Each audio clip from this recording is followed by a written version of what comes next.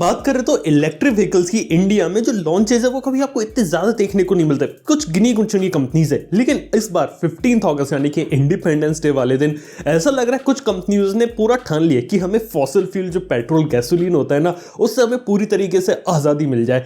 यहां पे मैं बात कर रहा हूं ओला के S1 स्कूटर के बारे में, जो कि अभी रिसेंटली लॉन्च हुआ है। कल काफी ज्यादा हाइप प्रोडक्ट था उनका वो, और ऐसा नहीं कि एक दिन में सिर्फ एक ही इलेक्ट्रिक व्हीकल लॉन्च हुआ, एक और इलेक्ट्रिक व्हीकल लॉन्च हो गया, सिंपल एनर्जी 1।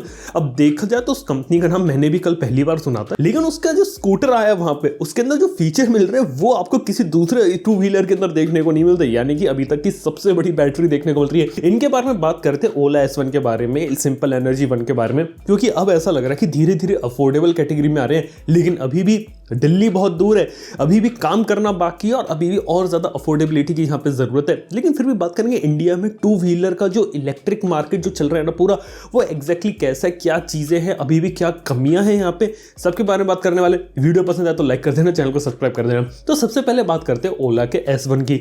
आप लोगों ने हाल फिलहाल ओला के S1 Pro स्कूटर का नाम कहीं ना कहीं सुना होगा, उसकी इमेजेस भी देखी होंगी।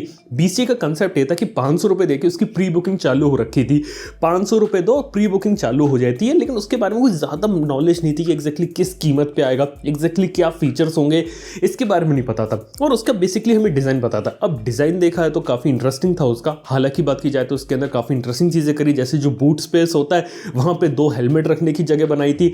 अगर हम बात करें इसके अंदर जो बैटरी लगी है, तो जो ओला S1 है उसमें 2.98 किलोवाट आवर की बैटरी लगी, लिथियम आयन बेस्ड बैटरी है। और वहीं इसके जो S1 Pro आता है उसमें आपको एक ज्यादा बड़ी बैटरी देखने को मिलती है, जो कि है 3.97 किलोवाट आवर की। और जो S1 Pro की कीमत थोड़ी 30,000 रुपए ज्यादा हो जाती है और 1 लाख बेस प्राइस हो जाता है S1 वाले का। लेकिन बात यह कि यहाँ पे इन्होंने ऐसा किया है कि आपको प्रो मॉडल में ज्यादा बड़ी बैटरी और ज्यादा अच्छी परफॉर्मेंस देखने को मिलेगी, यानी कि जो टॉप स्पीड होगी वो अराउंड 115 किलोमीटर पर आवर की होगी, और जो बैटरी बैकअप मिलेगा प्रो मॉडल वो मिलेगा 180 किलोमीटर का।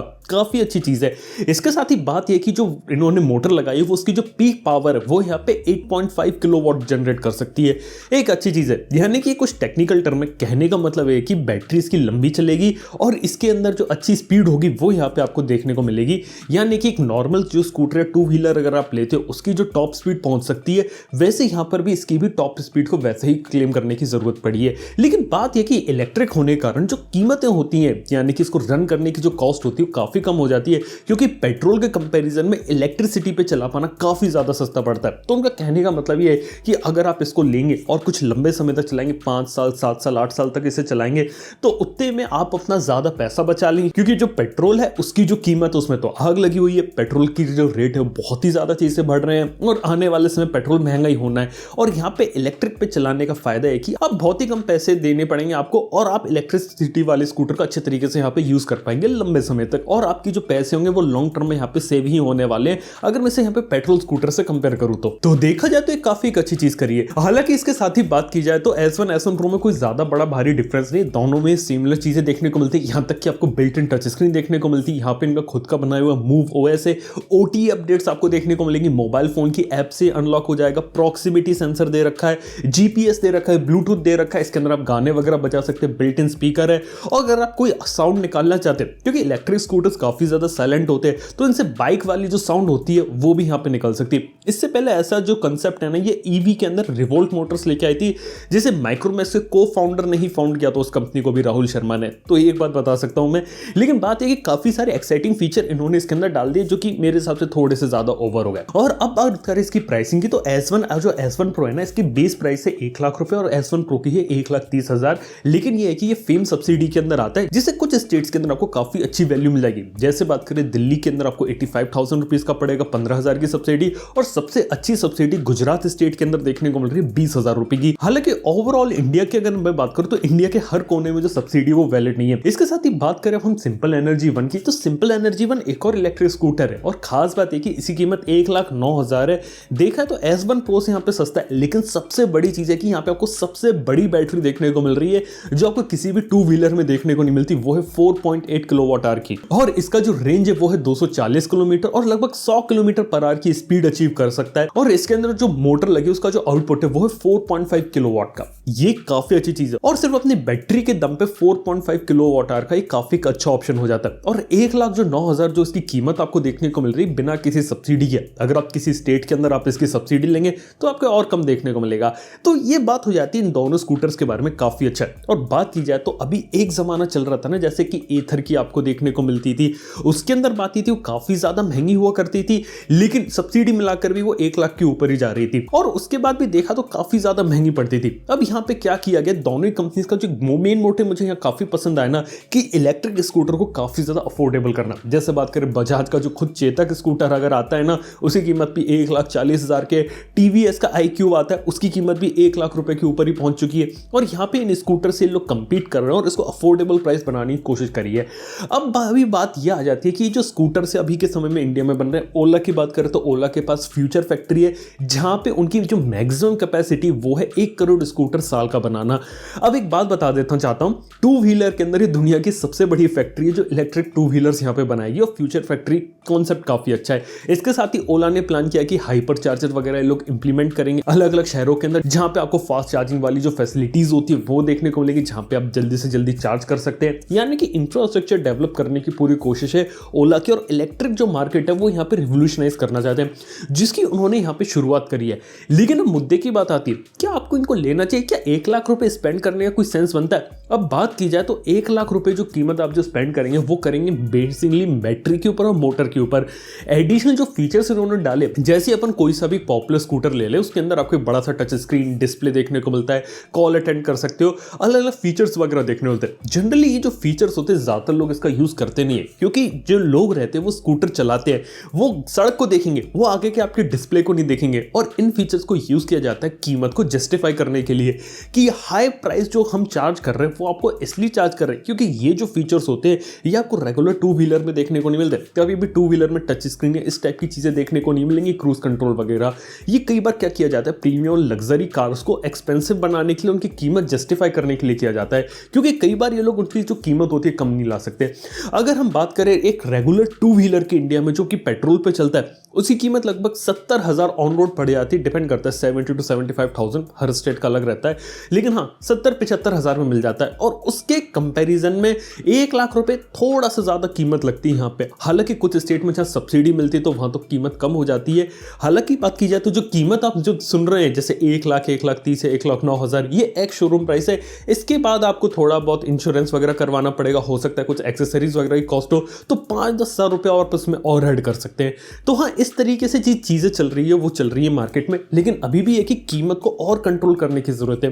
बाय द वे इन लोग दोनों कंपनीज ने काम काफी अच्छा किया है, कंपटीशन के कंपैरिजन में अफोर्डेबल प्राइस में निकाला, बड़ी बैटरी निकाली है और इंटरेस्टिंग फीचर्स वगैरह को भी इंप्लीमेंट किया। जैसे की बात करें ओला में तो आप रिवर्स वगैरह में भी चला सकते हैं, कुछ इंटरेस्टिंग चीजें दी है जिसको उसको थोड़ा सा यूनिक यहाँ पे बनाया जा सके, काफी अच्छी चीज है। लेकिन अब बात करें कोई भी आदमी अगर टू व्हीलर लेने जाता है इंडिया में, अगर आप देखते हो तो नॉर्मली तो टू व्हीलर ले लेता है और बाद में उसकी पेट्रोल की कॉस्ट चलती है। और यहाँ पे इलेक्ट्रिक व्हीकल्स का यहाँ पे मेन कंसेप्ट ये है कि अभी आप थोड़ा सा महंगा टू व्हीलर ले लो, वो इलेक्ट्रिसिटी पे चलेगा, लेकिन आप जो एक्स्ट्रा फ्यूचर में पैसा बचाने वाले हो वो अपना पेट्रोल बिल के ऊपर बचाओगे।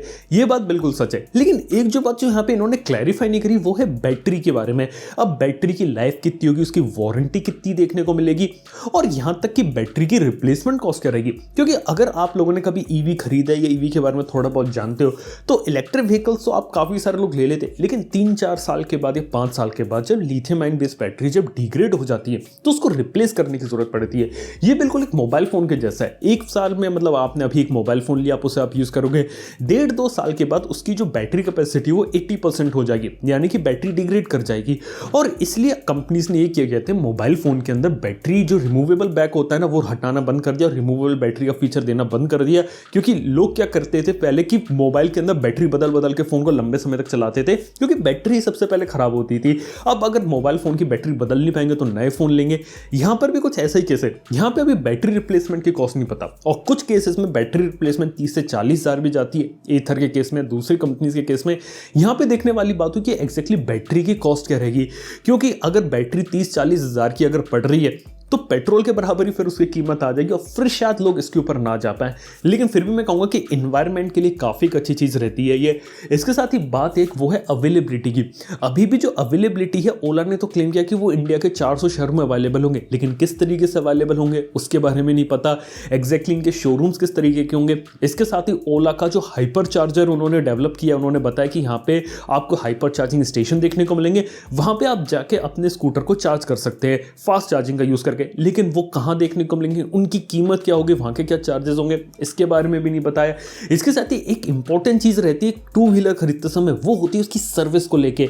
अभी भी देखा जाए तो अगर आप कोई भी टू व्हीलर लेते हो, क्यों टू व्हीलर देखा तो मोबाइल फ़ोन से थोड़ा सा अलग रहता है, वो जगह पे खड़ा रहता है, आपका बाहर खड़ा रहता है, आपकी जो मौसम की मार होती है वो खेलता है। और इंडिया में तो आप सड़कें जानते हो किस तरीके की होती है, जब उसे थोड़ा रफ एंड टफ यूज़ करोगे तो थोड़ा बहुत डैमेज या कुछ ना कुछ चीज़ें आएंगी और उसको आपको सर्विस सेंटर वगैरह ले जाना पड़ेगा। मतलब स्क्रैचेस वगैरह आ सकते हैं, ब्रेक वायर लूज हो सकती है, कुछ माइनर चीज़ें आ सकती हैं। तो इसके जो पार्ट्स हैं क्या आपको बाहर दुकानों में मिलेंगे, क्या जो लोकल गराज होता है वो उसे फिक्स कर पाएगा या फिर कंपनी के शोरूम पे ले जाना पड़ेगा।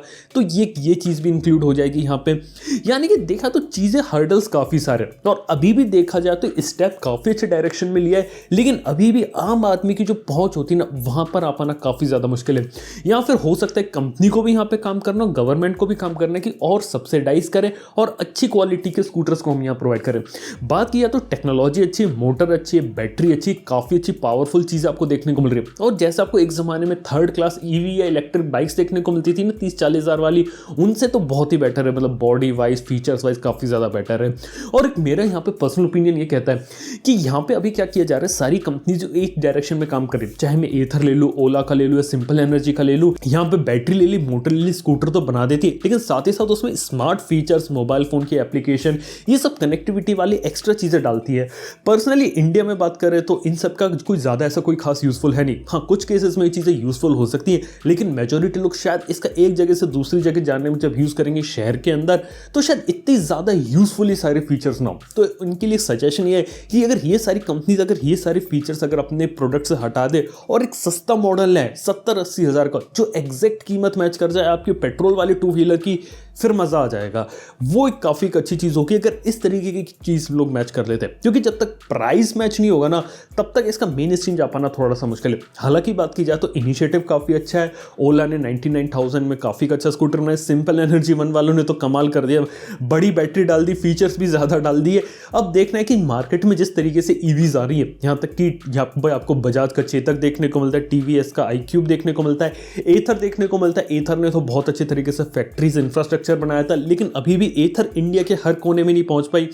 तो हाँ, अभी भी देखा तो पोटेंशियल है, लेकिन अभी भी जो पोटेंशियल है लिमिटेड है टियर 1 सिटीज तक, दिल्ली, मुंबई, बेंगलोर तक। अभी भी जहाँ असली इंडिया बसता है टियर 2, टियर 3, टियर 4 सिटीज या विलेजेस तक, वहां तक इसको ले जा पाना काफी मुश्किल टास्क रहेगा इन लोगों के लिए।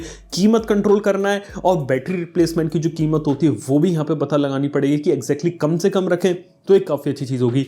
इन्वेस्टमेंट काफ़ी अच्छा है। ओला का मैं कहूँगा थोड़ा सा ओवर हाइप्ड चीज़ थी। सिंपल एनर्जी वन के अंदर आपको ज़्यादा बड़ी बैटरी देखने को मिल गई, फीचर्स काफ़ी अच्छे देखने को मिल रहे हैं, लेकिन अब बस यही आती है कि आखिरी आपको सस्ते में अगर देखने को मिले तो वो एक बात होगी। इसके साथ ही आफ्टर सेल सर्विस, और जब ये मार्केट में जब ये आएगा ना, तब हमें अच्छे तरीके से पता चलेगा कि एग्जैक्टली जो ऑलरेडी एग्जिस्टिंग टू व्हीलर्स आपको देखने को मिलते हैं, उनके कंपेरिजन में इलेक्ट्रिक व्हीकल किस तरीके से काम करते हैं।